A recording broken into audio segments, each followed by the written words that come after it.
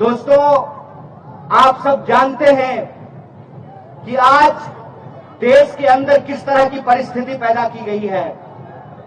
आप सब लोग समझदार लोग हैं, आपको समझाने की जरूरत नहीं है, लेकिन मैं आपके बीच कुछ चीजों को साझा करना चाहता हूं, आपको याद दिलाना चाहता हूं कि आज हम किन परिस्थितियों से गुजर रहे हैं। आप सब जानते हैं कि देश के अंदर किस तरीके का माहौल पैदा किया जा रहा है। आपको मालूम है कि जो पिछला 30 जनवरी गुजरा है, 30 जनवरी को हम लोग बापू को याद करते हैं, अपने राष्ट्रपिता महात्मा गांधी को याद करते हैं कि किस तरीके से नफरत ने, हिंसा ने बापू की जान ले ली और बापू ने इस देश के लिए शहादत दी। हम जानते हैं कि किस तरीके से गोडसे ने बापू को गोली मारी और जो बापू कहा करते थे, रघुपति राघव राजा राम, पतित पावन सीताराम, ईश्वर अल्लाह तेरो नाम, सबको सन्मति दे भगवान, उस बापू की हत्या करने की गई। और सिर्फ 30 जनवरी को बापू की हत्या नहीं की गई। मैं आपको याद दिलाना चाहता हूं कि पिछली 31 जनवरी को इस देश में लोकतंत्र की भी हत्या करने की कोशिश की गई। आप जानते हैं कि किस तरीके से चंडीगढ़ में मेयर का इलेक्शन हो रहा था और मेयर के चुनाव में भाजपा के पास संख्या नहीं थी, भाजपा के पास बहुमत नहीं था और आम आदमी पार्टी और कांग्रेस पार्टी के पास बहुमत होने के बावजूद, इंडिया अलायंस के पास बहुमत होने के बावजूद 8 वोट को इनवैलिड करके भाजपा का मेयर बनाया गया। जब चंडीगढ़ में ये साजिश रची जा रही थी, ठीक उसी वक्त झारखंड की इस महान भूमि पर एक भाजपाई साजिश रची जा रही थी। और वो भाजपाई साजिश क्या थी? भाजपाई साजिश ये थी कि इंडिया अलायंस का बहुमत होने के बावजूद हेमंत सोरेन झारखंड के मुख्यमंत्री थे और मुकदमे में फंसा करके एक सरकार को गिराने का प्रयास किया गया और एमएलए को खरीदने का प्रयास किया गया। और आप सबको हम बधाई देना चाहते हैं, झारखंड के आप तमाम माताओं बहनों का, कि ये आपका आशीर्वाद है कि इंडिया अलायंस रांची में कायम है। हमने उनके दांत खट्टे कर दिए हैं, हमने विश्वास मत हासिल कर लिया है और श्री चंपई सोरेन झारखंड के मुख्यमंत्री बने हुए हैं। इस बात की चर्चा मैं आपके सामने क्यों कर रहा हूं? इस बात की चर्चा हम आपके सामने इसलिए कर रहे हैं कि है झारखंड के माताओं बहनों, है झारखंड के नागरिकों, है झारखंड के निवासियों, आपको एक बात समझना पड़ेगा।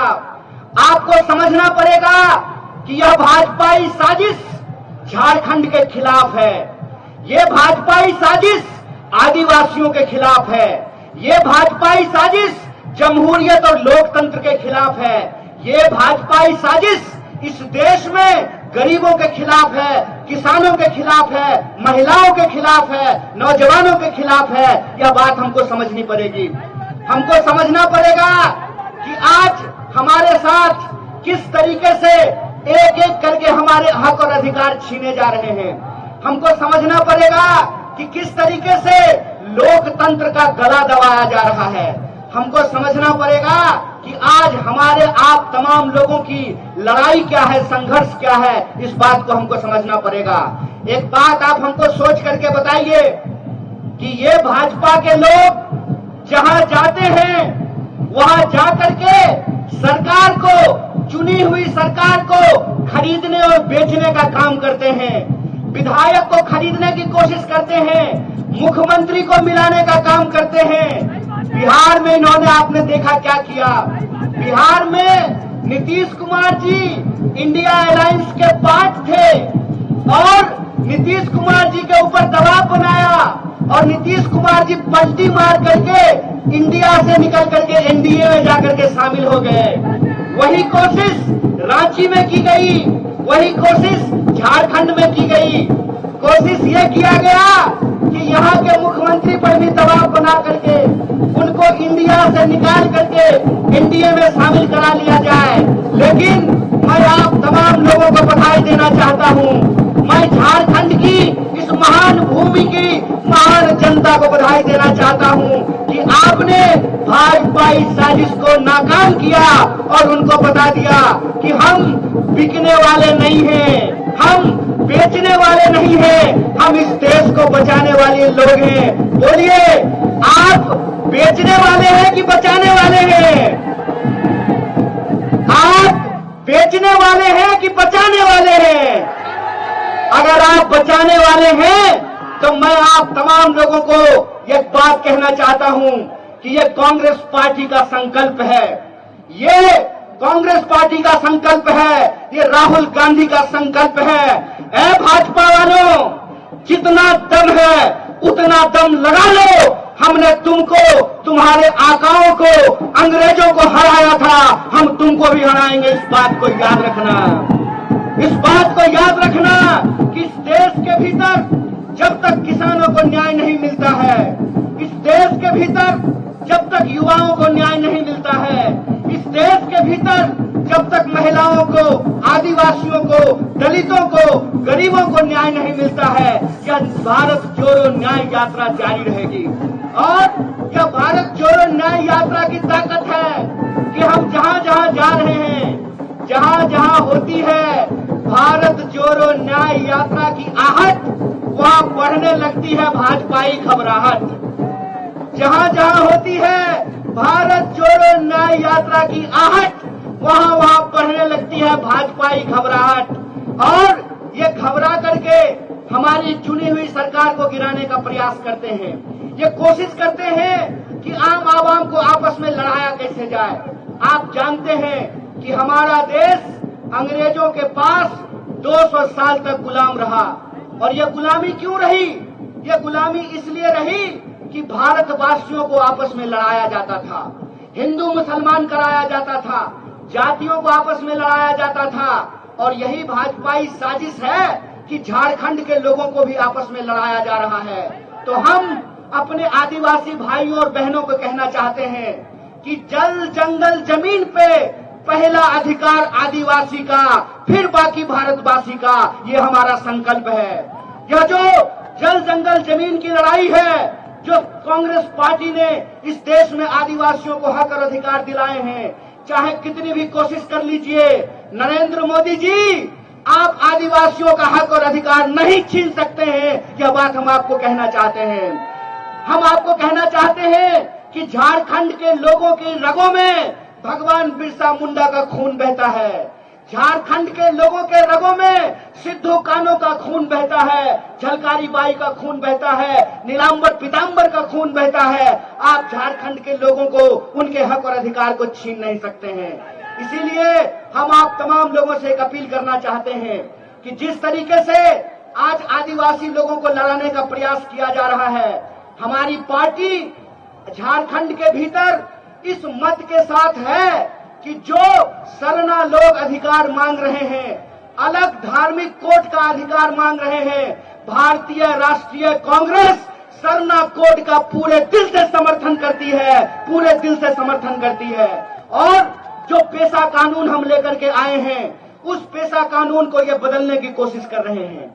जो पब्लिक सेक्टर कांग्रेस पार्टी ने बनाया, बोकारो में स्टील प्लांट खोला, धनबाद, बोकारो, टाटा, तमाम जगह पे जो पब्लिक सेक्टर बनाए गए, आज नरेंद्र मोदी जी उस पब्लिक सेक्टर को बेचने का काम कर रहे हैं। इसीलिए मैं अपने गरीब भाई बहनों से कहना चाहता हूं, ऐ भाइयों और बहनों, एक बात याद रखिएगा, बिन हवा न पत्ता हिलता है, बिन लड़े न कुछ भी मिलता है। इसलिए हमको अपने हक और अधिकार के लिए लड़ना पड़ेगा। बोलिए, आप अपने हक और अधिकार के लिए लड़ने के लिए तैयार है कि नहीं है? दोनों हाथ उठा करके बोलिए, तमाम लोग बोलिए कि आप अपने जल जंगल जमीन के लिए लड़ने के लिए तैयार है कि नहीं है? अगर आप अपने जल जंगल जमीन के अधिकार के लिए लड़ने के लिए तैयार हैं, तो हम नरेंद्र मोदी की साजिश को नाकाम करेंगे। देश को बांटने की जो साजिश है नरेंद्र मोदी की, उसको हम नाकाम करेंगे। हम आरएसएस और बीजेपी की साजिश को नाकाम करेंगे। यह देश 140 करोड़ लोगों का था, है और रहेगा। इस देश में सबका अधिकार बराबर रहेगा। डॉक्टर बाबा साहब भीमराव अंबेडकर ने एक संविधान लिखा है। उस संविधान की ताकत यह है कि इस देश में तमाम इंसान के अधिकारों को बराबर किया गया है। मैं आपसे कहना चाहता हूं कि हमारे और आपके बीच में क्या रिश्ता है? हमारे और आपके बीच में संविधान का रिश्ता है। और संविधान का रिश्ता क्या होता है? संविधान का रिश्ता यह होता है कि ये जो मंच पे बैठे हुए लोग हैं, देख लीजिए इनको, ये जो मंच पे बैठे हुए लोग हैं, इनका भी वोट एक है। और आप जो जनता नीचे जमीन पे बैठे हुए हैं, आपका भी वोट एक है। ये संविधान की ताकत है, ये डॉक्टर बाबा साहब भीमराव अंबेडकर की ताकत है। इसीलिए जब हम महात्मा गांधी को याद करते हैं, तो हम महात्मा गांधी को याद करते हैं इस देश की एकता के लिए। जब हम शहीद आजम भगत सिंह को याद करते हैं, उनकी वीरता के लिए। और जब हम डॉक्टर बाबा साहब भीमराव अंबेडकर को याद करते हैं, तो हम याद करते हैं समानता के लिए। इसीलिए हमको याद करना पड़ेगा झारखंड की भूमि को धरती आबा भगवान बिरसा मुंडा को, कि जब अंग्रेज साम्राज्य को अंगूठा दिखाने का सवाल आया, अंग्रेजी साम्राज्य का दांत खट्टा करने का सवाल आया, तो आदिवासी नेता बिरसा मुंडा, भगवान बिरसा मुंडा उठ खड़े हुए और उपनिवेशी ताकत को चुनौती देने का काम किया।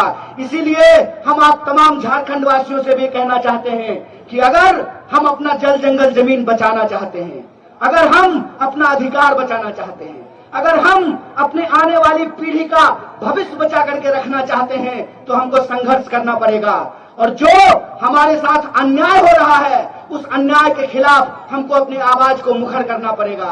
और आप जानते हैं कि जब देश में बह रहा हो अन्याय की आंधी, तो न्याय के लिए लड़ रहे हैं राहुल गांधी। इस बात को याद रखिएगा। बोलिए, अपने न्याय के लिए, अपने हक और अधिकार के लिए, अन्याय के खिलाफ न्याय के पक्ष में आप संघर्ष करेंगे कि नहीं करेंगे? अगर आप संघर्ष करेंगे तो मैं एक बात कहना चाहता हूं, सुन लीजिए जय शाह के पप्पा जी, डैडी जी, जय शाह के डैडी जी, एक बात सुन लीजिए। आपके सूटकेस में जितना दम है ना, उतना दम आप लगा लीजिए। आपके ईडी में जितना दम है, उतना दम आप लगा लीजिए। हम भारत के लोग हैं, हम ईमान बेचने वाले लोग नहीं हैं, हम ईमान बचाने वाले लोग हैं, हम देश बचाने वाले लोग हैं। इस बात को याद रखिएगा। कहते हैं ना कि जब किसी इंसान को सत्ता मिलती है तो अहंकार सर चिढ़ करके बोलता है, और जब किसी का अहंकार सर चढ़ कर बोलता है तो ये जनता है, ये आप लोग हैं जो अपने वोट की ताकत से लोगों को कुर्सी पे बिठाते भी हैं और कान पकड़ करके कुर्सी से नीचे भी उतारते हैं। यह बात आपको याद रखना पड़ेगा। आपको याद रखना पड़ेगा कि आपके और हमारे समाज को, हमारे देश को, हमारे राज्य को जो बांटने की कोशिश की जा रही है, इस कोशिश को हमको नाकाम करना पड़ेगा। हमको यह सोचना पड़ेगा कि नेता अगर अपने बच्चा के बारे में सोच सकता है, तो आदिवासियों को भी अपने बच्चे के बारे में सोचना पड़ेगा, दलितों को भी अपने बच्चे के बारे में सोचना पड़ेगा, गरीबों को भी अपने बच्चे के बारे में सोचना पड़ेगा, किसानों को भी अपने बच्चे के बारे में सोचना पड़ेगा, मजदूरों को भी अपने बच्चे के बारे में सोचना पड़ेगा। आपको सोचना पड़ेगा कि इस देश के भीतर आज जो नीतियां लाई जा रही है, उन नीतियों के चलते एक एक करके हमसे हमारा हक और अधिकार छीना जा रहा है, सारा संसाधन छीना जा रहा है। आप एक बात पर विचार करके बताइए कि इस देश के भीतर बीसीसीआई का सेक्रेटरी बनेगा गृह मंत्री का बेटा है। मतलब बीसीसीआई के सेक्रेटरी को बनाने के लिए गृह मंत्री जी तैयार हैं।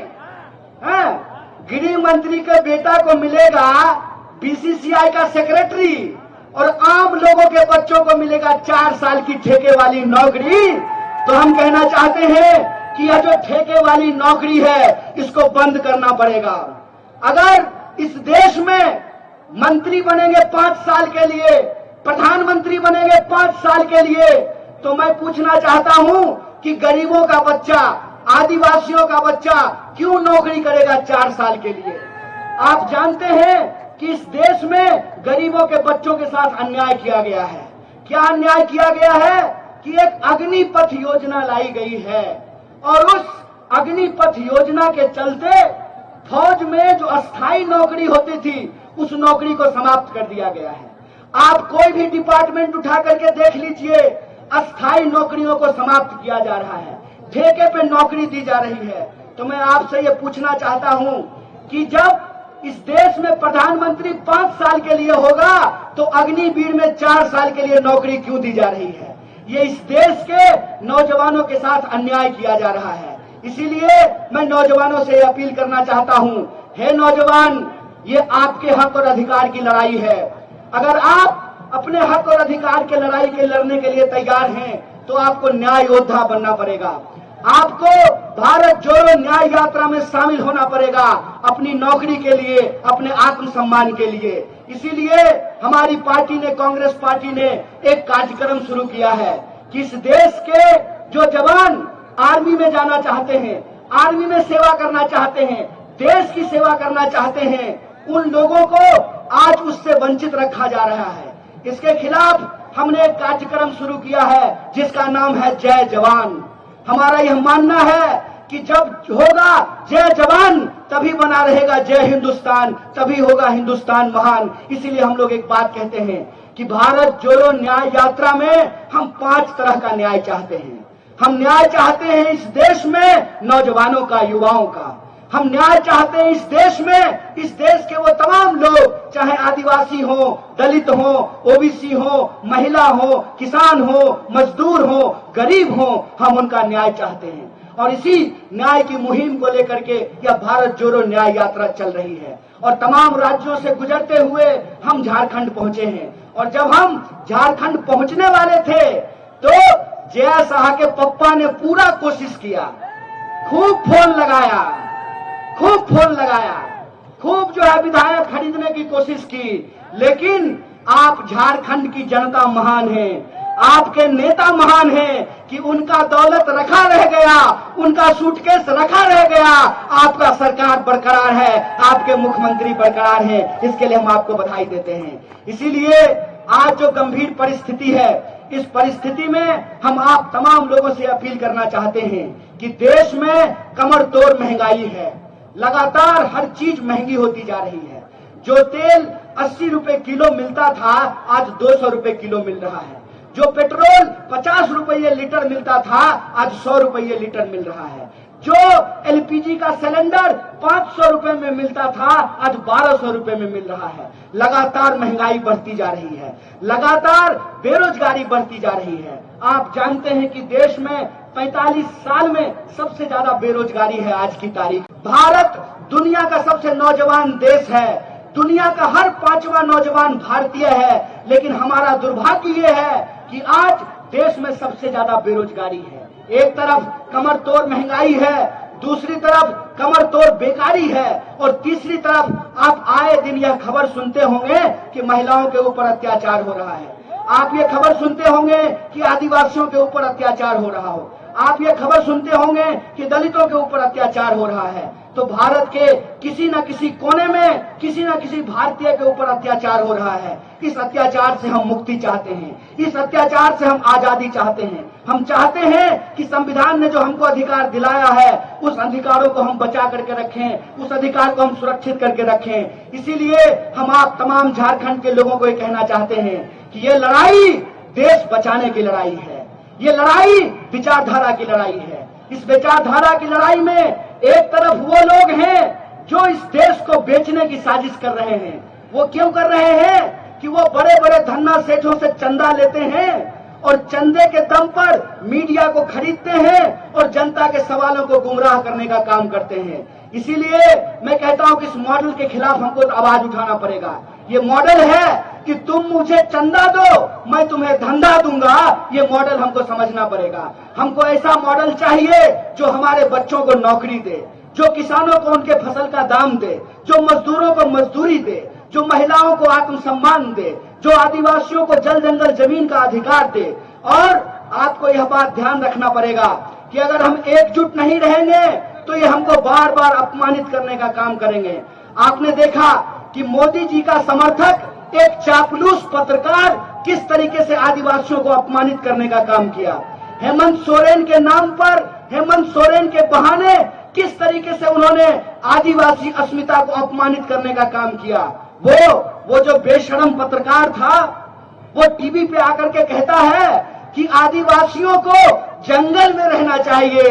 अरे हमारे पुरखे जंगल में रहते रहे हैं, हमको जंगल में रहने से परहेज नहीं है, लेकिन जितना यह देश तुम्हारा है उतना ही देश हमारा भी है। अगर तुम्हारे बच्चे अंग्रेजी स्कूल में पढ़ेंगे तो हमारे बच्चे भी अंग्रेजी स्कूल में पढ़ेंगे।